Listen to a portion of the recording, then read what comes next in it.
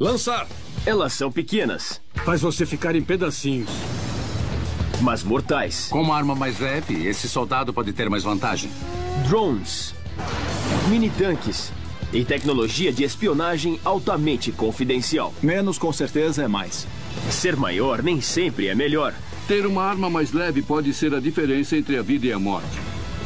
Armas de pequeno porte. Agora em Maravilhas Modernas.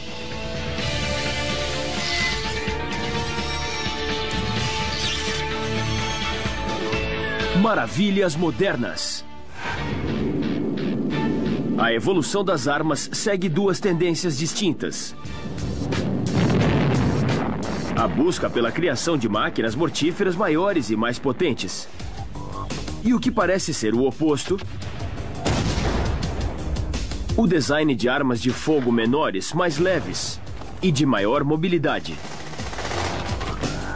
Com o passar do tempo, a ideia é obter uma arma reunindo alcance, letalidade e precisão. Quando uma arma é desenvolvida, ela costuma ser pesada e grande. E o objetivo é ser muito potente. Mas para todas as categorias de armas, os engenheiros também trabalham para transformar o que é grande e volumoso em algo enxuto e maléfico. Portanto, rifles e fuzis ficaram menores. Metralhadoras ficaram menores. E para cada uma dessas armas pesadas, você tem o desenvolvimento de uma arma mais leve. Armas pequenas podem fazer coisas que armas maiores não fazem. Podem ser escondidas e levadas para mais longe com mais rapidez. Soldados com armas pequenas e leves podem levar mais suprimentos e munição. E com uma arma minúscula, espiões e criminosos podem sair impunes de assassinatos. Uma pistola pequenina desenvolvida no século XIX se tornou tão notória que introduziu uma era totalmente nova de armas de pequeno porte. A Derringer.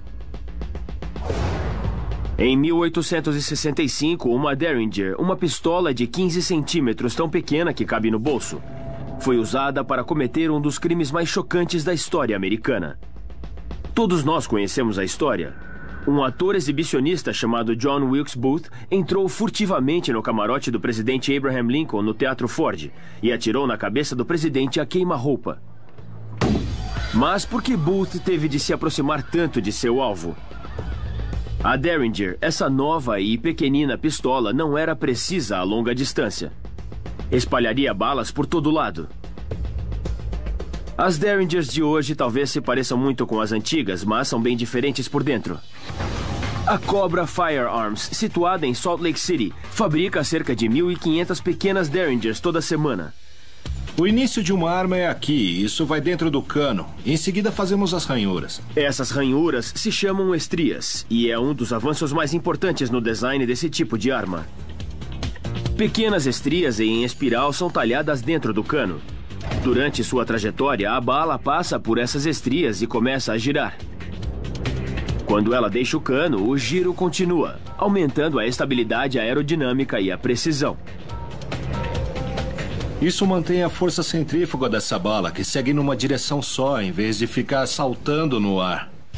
Aplicado primeiramente em rifles, o uso de estrias passou para outras armas de fogo, tornando-as mais precisas frente a distâncias maiores.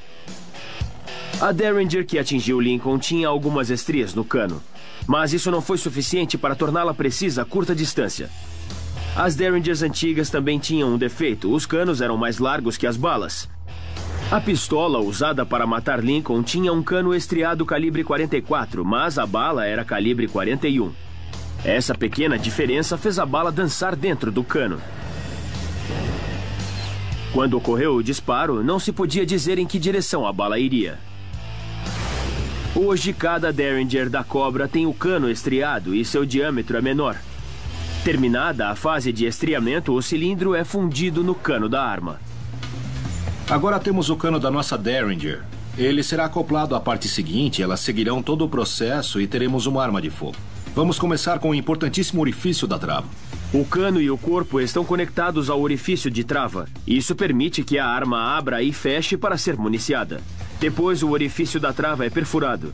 Após o posicionamento da trava, o cano ficará preso ao corpo da arma. As Derringers são fabricadas desde 1852. Com o assassinato de Lincoln, elas se tornaram tão conhecidas que outros fabricantes começaram a copiar o design, mas com uma diferença muito sutil. Se você olhar para uma Derringer verdadeira, fabricada por Derringer, vai ver que o nome tem um R só. Mas houve tentativas de copiar as armas dele, mesmo na época em que as fabricava. E o nome era escrito com 2 R's. Henry Derringer continuou a fabricar armas até sua morte em 1868. Mas a marca Derringer, escrita com 2 R's, acabou se tornando um termo genérico para qualquer pistola pequena ou de 2 projéteis. Outra grande diferença entre as Derringers do século XIX e as de hoje é a ênfase em segurança. A empresa Cobra se esforça para fabricar armas o mais seguras possível. Esse dispositivo de segurança que agregamos previne o que chamamos de disparo acidental. Se a arma está municiada e cai no chão e o cão é atingido, ela não vai disparar. 28 peças fabricadas individualmente entram na composição de cada Derringer da Cobra. Quando a peça está montada, a arma é testada. Queremos testar cada uma das armas antes de sair da fábrica, para que o usuário final tenha segurança. Pesando menos de 450 gramas e carregada com munição de calibre 22, essa Derringer virgem está pronta para sua estreia.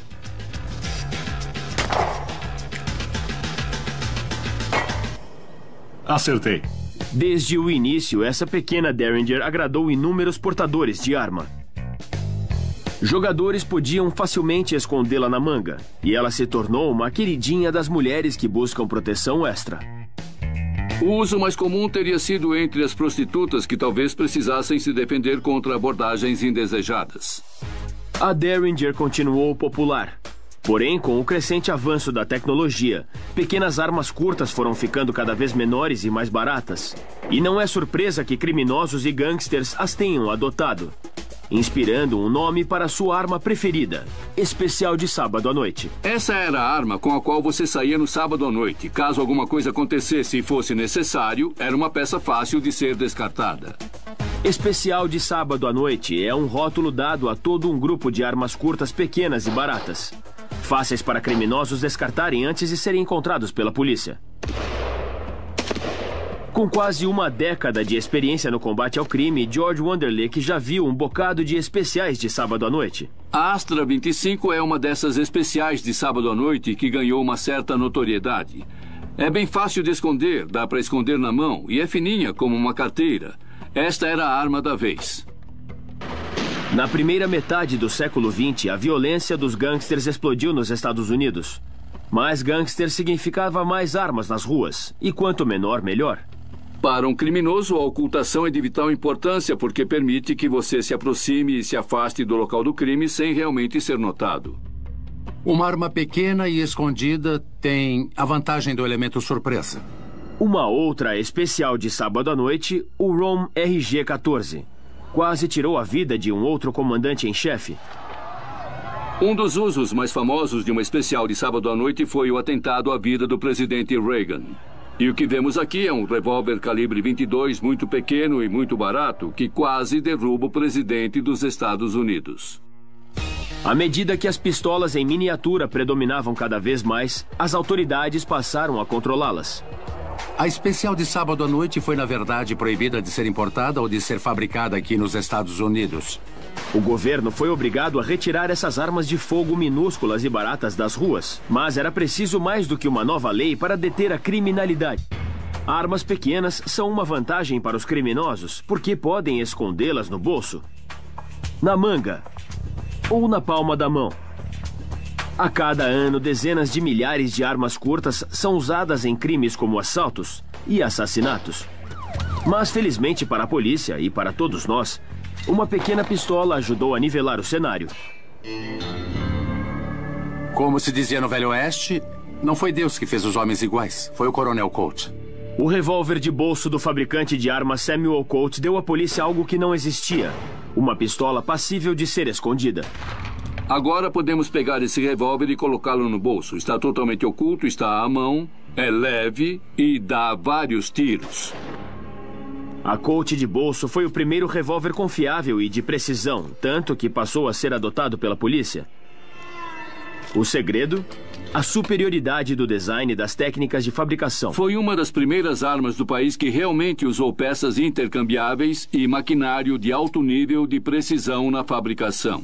O desenvolvimento da Colt de bolso desencadeou o surgimento de uma variedade de pistolas novas e cada vez menores, e acabou abrindo caminho para um novo estilo de atuação policial, a segunda arma de fogo escondida.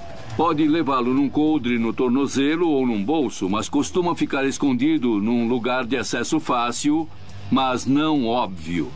Chamada pelos policiais de peça de reserva ou último recurso de defesa, ela deixa os bandidos na dúvida. Um criminoso vai saber que em algum ponto do corpo daquele policial tem uma arma de reserva, mas não sabe onde está. Portanto, não pode tomar medidas para evitar seu uso. Armas de reserva costumam ser bem pequenas. Costumam ter menos de 15 centímetros de comprimento. Mas quando um policial quer algo minúsculo, ele ou ela pode recorrer a calibre 22 cano curto. O mini revólver calibre 22 cano curto é a arma de fogo de menor tamanho fabricada atualmente. Essa arma minúscula tem só 10 centímetros de comprimento e pesa apenas 113 gramas. Pode ser escondida quase que em qualquer lugar do corpo, até onde você jamais pensaria esconder outras armas. Claro que os criminosos também portam armas de reserva. Os policiais devem estar atentos por pequenas armas escondidas. Você deve ser minucioso quando revistar um prisioneiro. Também tem que prestar atenção onde eles levam as mãos. Nunca se sabe quando podem pegar uma arma. O cano curto calibre 22 é a arma de menor tamanho que um policial talvez porte. Porém, há algo de menor tamanho ainda, a pistola Pinfire miniatura. Com menos de 5 centímetros de comprimento, essas mini-armas são a paixão dos colecionadores. O segredo que faz as Pinfire tão pequena está na munição. A Pinfire permite que a munição seja quase que insanamente pequena. Estamos falando de um tamanho total de 2 milímetros. Avanços no setor de munição também serviram de base para armas de tamanho reduzido, tendo a munição evoluído dos sistemas de pederneiras com varetas para cartuchos metálicos autossuficientes. As pistolas, rifles e fuzis puderam ficar menores também. A Pinfire miniatura atira de verdade. Mas essa arma dispara chamas e cartuchos brancos em vez de balas. Àquela altura não se falava em arma de fogo. Na verdade, se falava de um brinquedo ou uma miniatura. Pistolas não são as únicas armas com modelos em miniatura. Até as metralhadoras ficaram menores. Quando as equipes da SWAT querem uma arma com poder de fogo devastador, elas recorrem a essas mini metralhadoras. A P90. Desenvolvida pelo fabricante FN Herstal. Preparar! Preparado! A P90 compacta tem menos de 60 centímetros de comprimento e pesa menos de 3 quilos. Os usuários adoram seu design pequeno e ergonômico, além de sua versatilidade em ambientes pequenos. Durante os nossos treinamentos, nós trabalhamos para atirar estando bem próximos uns dos outros. Muitas vezes, nesse tipo de combate, você está muito perto do seu colega.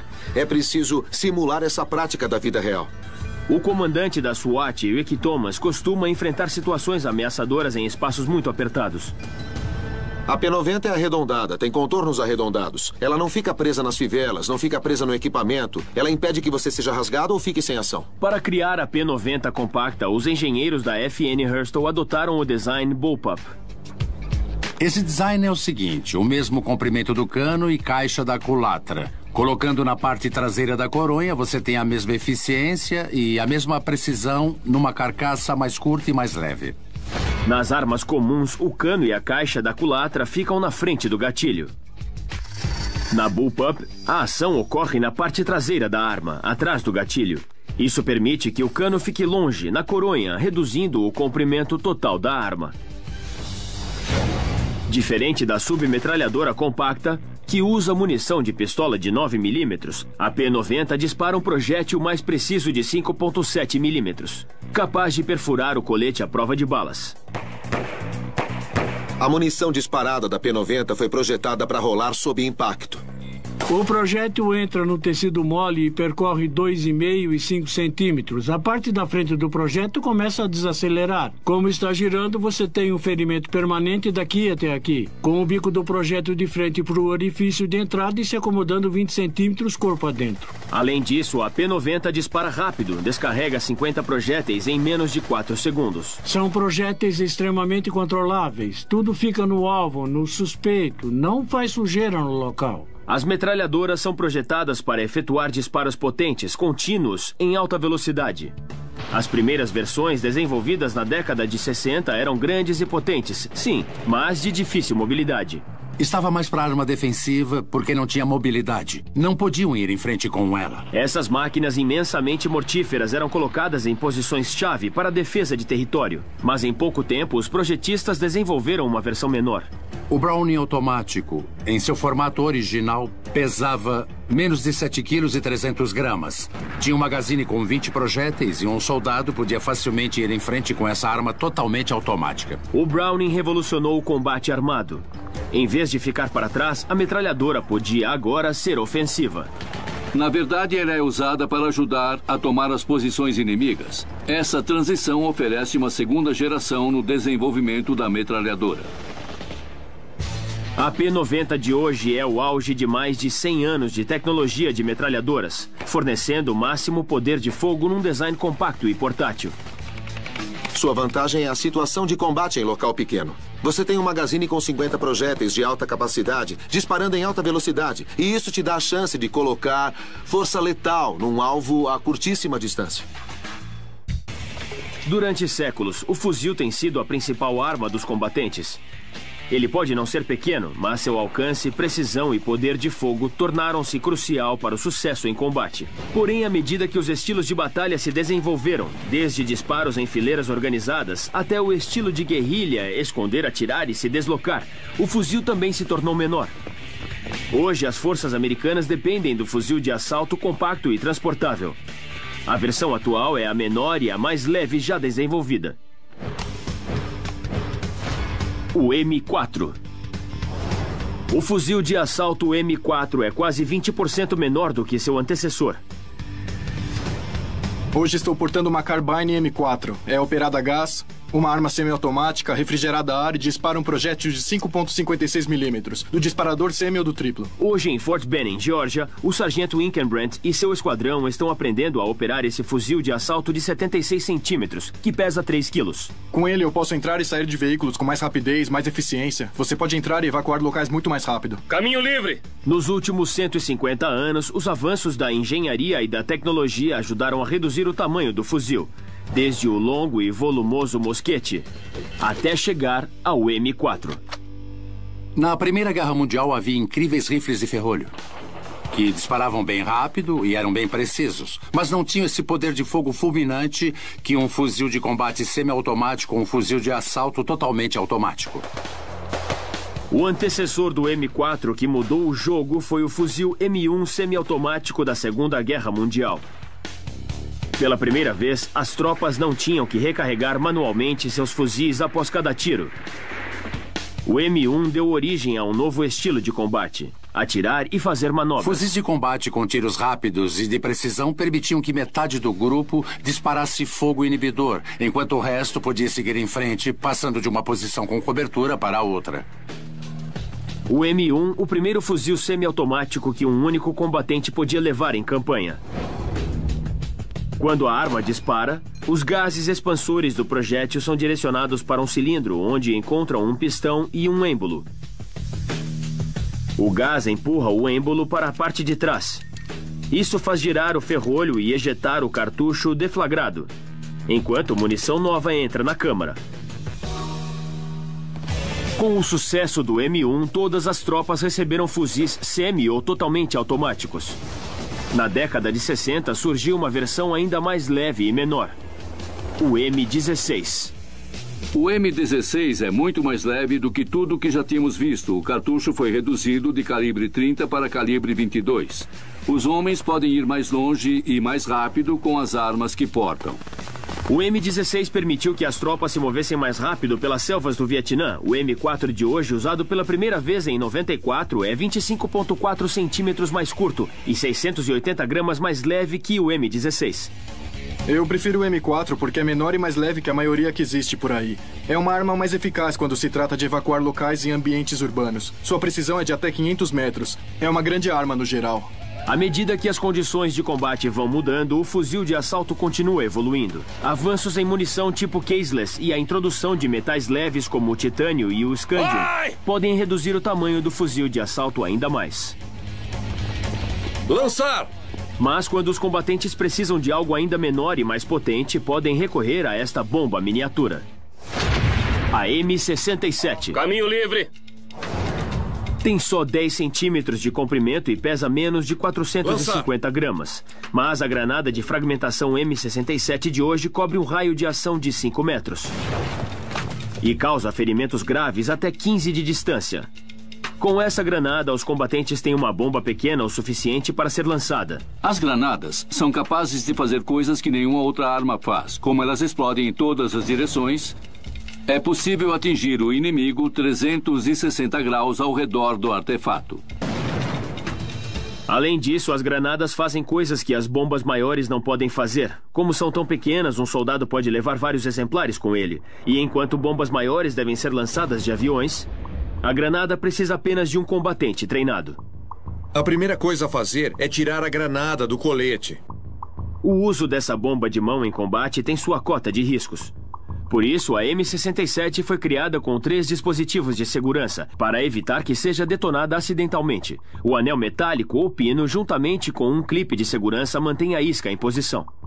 Agora você vai inserir um dedo. Ou o dedo indicador, ou o dedo médio. Inserir um desses dedos e depois é só destravar. O gatilho da granada de mão é a alavanca. Uma vez arremessada, um dispositivo atinge o percussor acionando a espoleta, iniciando uma contagem. Uns 5 segundos depois, a granada explode. As granadas de mão existem há séculos. E, assim como a maioria das armas, tiveram seu tamanho reduzido. Os chineses criaram a primeira versão mais de 1000 anos atrás. No século VIII, os gregos e romanos colocavam fogo grego, um líquido altamente inflamável dentro de frascos de pedra e de cerâmica. Quando lançados, esses frascos explodiam e o líquido queimava tudo que tocasse. Nem a água apagava as chamas. Embora extremamente eficazes, as granadas só foram adotadas com as batalhas de trincheira da Primeira Guerra Mundial. Numa batalha de trincheira em trincheira, a granada fazia sentido porque ela pode ser lançada de uma posição com cobertura para uma outra posição com cobertura. Tem força explosiva e fragmentos suficientes para incapacitar ou matar um inimigo. O aperfeiçoamento das granadas continua. As armas se tornaram menores e mais potentes, mas há um perigo inerente. O problema com as granadas de mão é que geralmente vão espalhar fragmentos por um raio maior do que um soldado poderia lançar. Treinar combatentes de hoje com granadas de fragmentação M67 é um negócio sério. Os instrutores cobrem todos os cenários possíveis. Vamos repassar coisas que já ocorreram, talvez ocorram ou poderiam ocorrer enquanto estão nessa posição. O sargento vai dizer... Preparar para lançar? Preparar para lançar? Não. Preparar para lançar? Não. Que houve com o soldado que lançaria a granada? Ficou imóvel. Ficou imóvel. Se isso ocorrer no seu espaço, o sargento vai fazer 2 pontos de contato com a granada de mão. Afastar o braço, o outro braço, botá-lo de joelhos e motivá-lo. Ele vai cantar, conversar com ele, dizer algo que precisa ouvir. Agora quando o soldado estiver preparado para lançar, ele será levantado. E o treinamento continua. Ficar imóvel no local de lançamento é apenas um dos problemas que os instrutores têm com os recrutas. O sargento vai se manifestar. Lançar! Senhores, o que acabou de acontecer? Soltou o braço, guia. Ele soltou o braço, tentou ajoelhar enquanto lançava a granada. Se isso ocorrer, o sargento vai se manifestar. Granada no ponto de lançamento. Ele então vai fazer 2 pontos de contato, retirar você do local e os 2 vão para o chão, soldado e sargento. Isso é para garantir a sua segurança e para ele te proteger nessa hora. Se tudo estiver em ordem, o sargento vai se manifestar. Lançar! Bum! Uma das melhores situações para o uso da granada de mão é a evacuação de um local. Estar num ponto onde você não pode ver o local todo, mas sabe que tem um inimigo ali. A granada de fragmentação vai explodir tudo que houver ali. Milhares e milhares de pedacinhos. É nisso que ela transforma você. Os estilhaços vão te atingir. Enquanto a M67 é a granada de uso mais conhecido, outros tipos, como a granada incendiária, são extremamente eficazes. Uma granada incendiária não é para matar soldados inimigos, é para destruir equipamentos. Ela cria uma grande quantidade de energia química e calor e basicamente funde as peças de metal, inutilizando o equipamento. Um outro tipo de granada não é usado para destruir, mas para obstruir. Granadas de fumaça podem ser importantíssimas quando você quer avançar posição. Ela permite que você faça atrás da fumaça tudo o que precisa fazer sem ser visto pelo adversário. A atuação de snipers é preocupante no Iraque e no Afeganistão. Se detectou um sniper e tiver que atravessar uma área perigosa como uma estrada ou um riacho, a granada de fumaça é a obstrução perfeita para você atravessar uma área perigosa. Lançar! O que eu mais gosto na granada de mão M67 é o fato de poder causar mais vítimas mais rápido do que com a minha arma pessoal. Não dá para comparar com o poder de fogo que você tem com uma granada de mão. A busca pela compactação não se limita apenas às armas de fogo manuais. Uma das maiores e piores armas militares também está diminuindo de tamanho. Na Howie & Howie Technologies em Waterboro, Maine, os irmãos Mike e Jeff constroem veículos blindados de alta tecnologia, e o modelo levou a compactação a um nível totalmente novo: o Texugo. Você só vai saber de verdade o que é ser visitado pelo Texugo quando ele atravessar sua parede. Com certeza você não quer que isso aconteça. Não. Criado para a SWAT e forças especiais, o Texugo é um veículo para todo tipo de solo para uma pessoa só e foi criado para romper prédios e outros locais fortificados. Atualmente é o menor tanque do planeta para uma pessoa só. O mais peculiar sobre o Texugo é ele ser super pequeno. Como ele tem só 21 centímetros de largura, ele passa por uma porta. Esse foi o enorme desafio de engenharia pra gente. Construir um tanque que fosse menor que uma pessoa, onde coubesse uma pessoa só. Ser de tamanho pequeno torna o Texugo incrivelmente móvel. E seu revestimento externo pode repelir projéteis de grande calibre. O formato da parte dianteira do Texugo é crucial para seu sucesso em campo. Quanto mais em ângulo esse veículo estiver em relação à pessoa que está atirando, melhor será a deflexão das balas. Aqui temos uma munição pesada, calibre 50, que quase o perfurou antes de ricochetear. Isto é de um AK-47. Essa munição é muito potente, munição de arma curta, não arranha nem a pintura.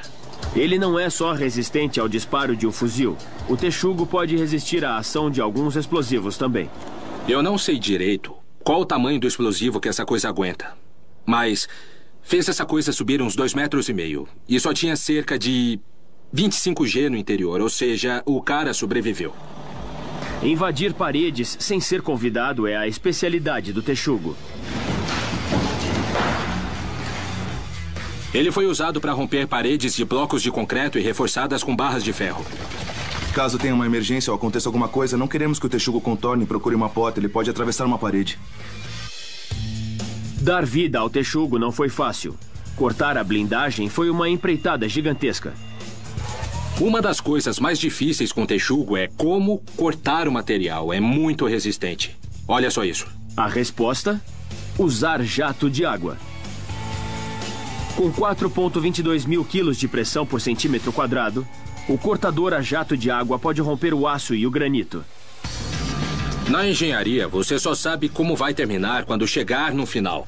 Então é por isso que fizemos protótipos e testamos de novo. No final das contas, se fizermos um bom trabalho, temos um veículo que realmente consegue sobreviver. O mini-tanque não termina com o Texugo.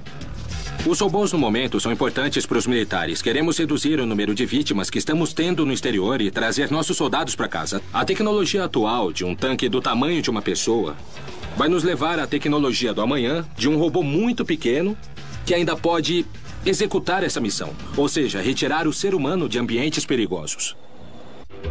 Voar atrás das linhas inimigas para obter informações é um negócio arriscado. Por isso, a Força Aérea desenvolveu um pequeno veículo aéreo não tripulado nos anos 90. O Predador.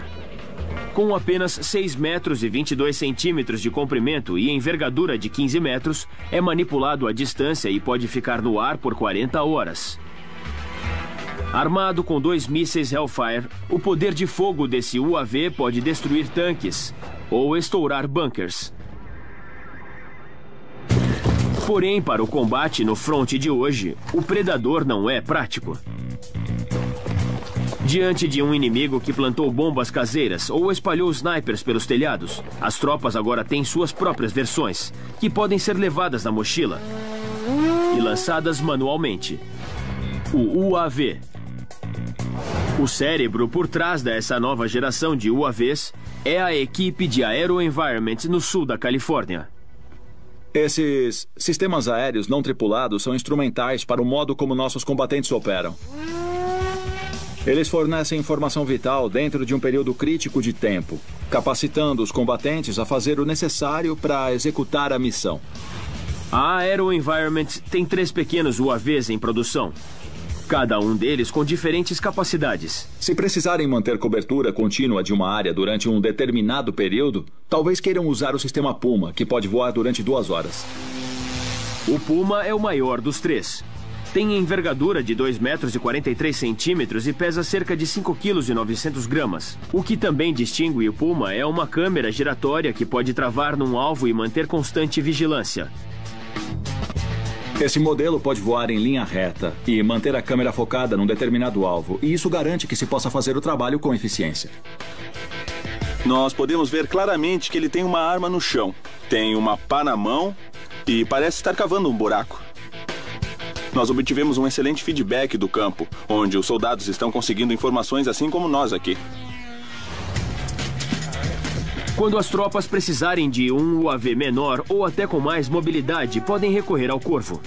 O Corvo é o aeromodelo não tripulado mais popular do mundo hoje. Já enviamos mais de 15 mil desses pequenos aviões para clientes em todo o mundo.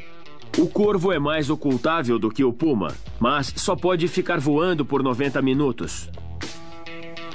O Vespa, o menor UAV da AeroVironment, tem quase o mesmo tamanho de um aeromodelo por controle remoto. Menos, com certeza, é mais para nossos clientes militares. O Vespa é o menor sistema aéreo não tripulado do mundo hoje. Pesa cerca de 450 gramas, voa por cerca de 45 minutos e pode ser guardado dentro da mochila. Você lança ele no ar e ele sai voando. O tamanho reduzido do Vespa, assim como seu motor elétrico silencioso, é quase não detectável do solo. Aeronaves pequenas, dissimuladas e não tripuladas são as ferramentas perfeitas para as tropas que enfrentam snipers. Quando souberem onde o inimigo se esconde, podem baixar o cão. No chão! Arma no chão! De bruços! Revista. Eles são usados por combatentes no fronte, têm que ser pequenos. Eles têm que ser leves. Esses mini UAVs também têm que ser resistentes. Existem casos em que insurgentes realmente atingiram essa aeronave e furaram uma asa. Mas quando o recolheram, bastou pegar uma fita adesiva reforçada, juntar as partes e mandá-lo de volta para o ar. Porém, o maior desgaste pode ocorrer na aterrissagem. Por isso, os UAVs são feitos para desmontar com o impacto. Kevlar é o material que nós usamos para garantir a dureza e a leveza dessa arma. Quando você vê o tipo de desgaste que sofre em campo, entende por que precisamos garantir que seja muito, muito durável. Mas as partes não se quebram. As tropas podem remontá-las. A AeroVironment tem mais um UAV em desenvolvimento que apresenta poder de fogo próprio. Nós também desenvolvemos um tipo de sistema totalmente novo, que, na verdade, está mais para munição do que para veículo. É o que nós chamamos de canivete. Esse pequeno canivete é disparado de um tubo lançador em solo. À medida que o avião se aproxima do alvo, o explosivo a bordo é armado. O canivete, então, se dirige para o alvo e explode. Ele atinge o alvo e elimina uma ameaça. Enquanto o canivete leva uma matriz de choque pequena e precisa, o objetivo de uma bomba nuclear é provocar o máximo de destruição possível. Durante a Guerra Fria, os Estados Unidos e a União Soviética competiam na construção de bombas e mísseis ainda maiores. Armas capazes de dizimar cidades inteiras. Mas nós também pensamos pequeno. Nas décadas de 50 e 60, uma invasão soviética do que na época era a Alemanha Ocidental parecia bem possível. Os Estados Unidos queriam uma arma que conseguisse deter os soviéticos. Por isso criaram bombas nucleares em miniatura. o Davy Crockett. A indústria militar americana, na década de 1950, desenvolveu um rifle atômico sem recuo, uma espécie de bazuca atômica. Foi apelidado de David Crockett. Quando você começa a miniaturizar armas atômicas, elas passam a ser táticas. Podem sim ser usadas pela primeira vez no campo de batalha. E isso muda totalmente a equação. O Davy Crockett portava a mais leve ogiva nuclear conhecida, a W-54. Com 28 centímetros de diâmetro e pesando 23 quilos, a W-54 era pequena e leve o suficiente para ser transportada por um homem. Tinha um tripé, você podia baixá-la ou disparar ali do Jeep mesmo. O alcance da Davy Crockett era pouco mais de 3 quilômetros. E, portanto, dependendo da potência da ogiva e da direção do vento, os operadores podiam estar em perigo.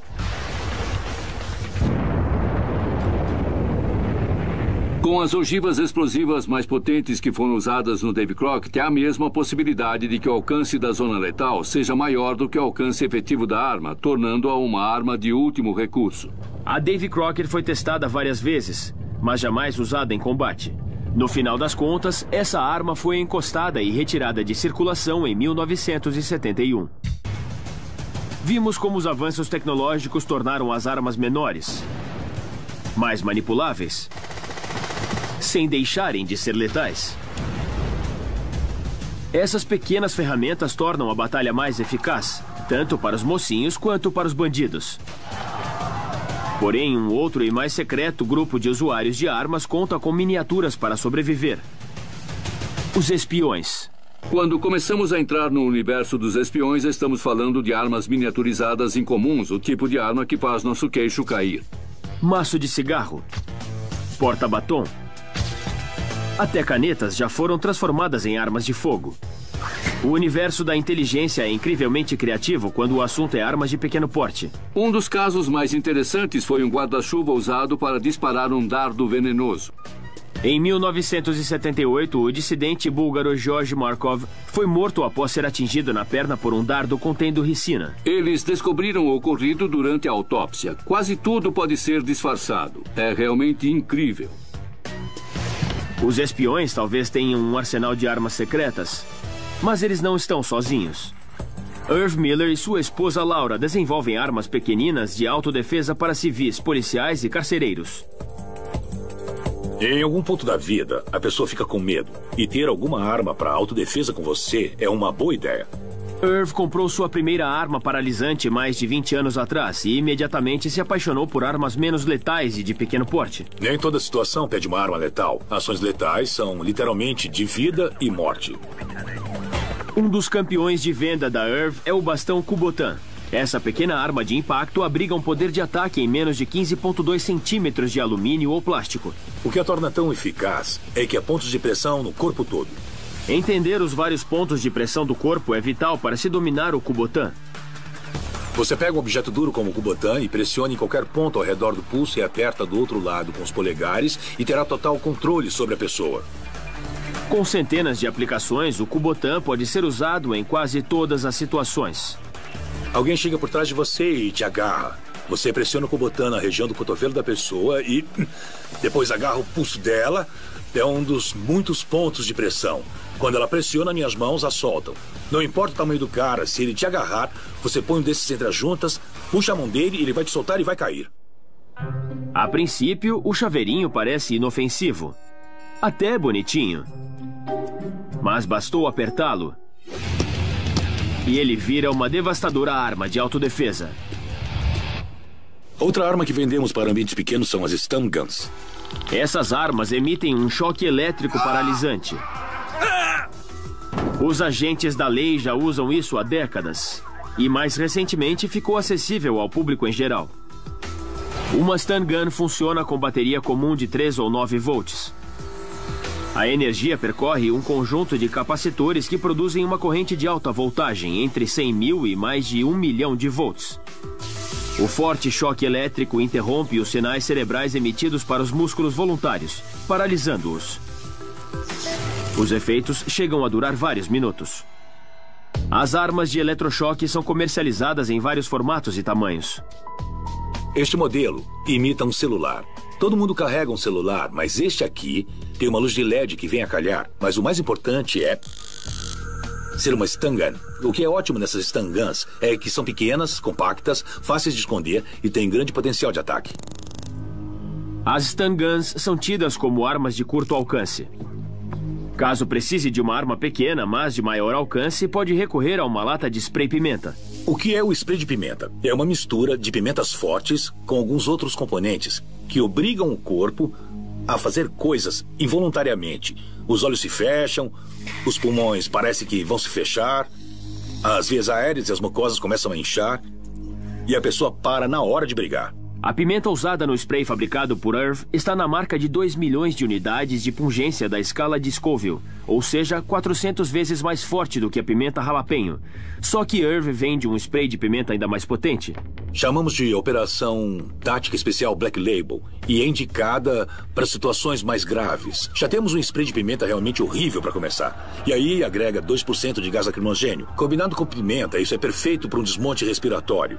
As equipes táticas podem alvejar com Black Label e com certeza incapacitar alguém em pouco mais de 1 segundo. Trabalhando com policiais e civis, Irv acredita que usar menor força letal é o primeiro passo em qualquer confronto físico. Ninguém quer tirar uma vida e, na maioria das situações, se você sacar e usar o spray de pimenta primeiro, a coisa fica feia rápido. Você usa o spray e saca sua arma. É assim que funciona. Das ruas da cidade aos campos de batalha. Enquanto as armas ficam mais potentes, a engenhosidade reduz o tamanho delas. Fazer arma grande é fácil. O difícil é tentar fazer algo que funcione para que um soldado possa levá-la para a batalha. Caminho livre. Seja para autodefesa contra um único desafeto, ou numa guerra de grande escala contra um exército de inimigos, as armas de pequeno porte ocupam um grande lugar nos arsenais de hoje. Lançar!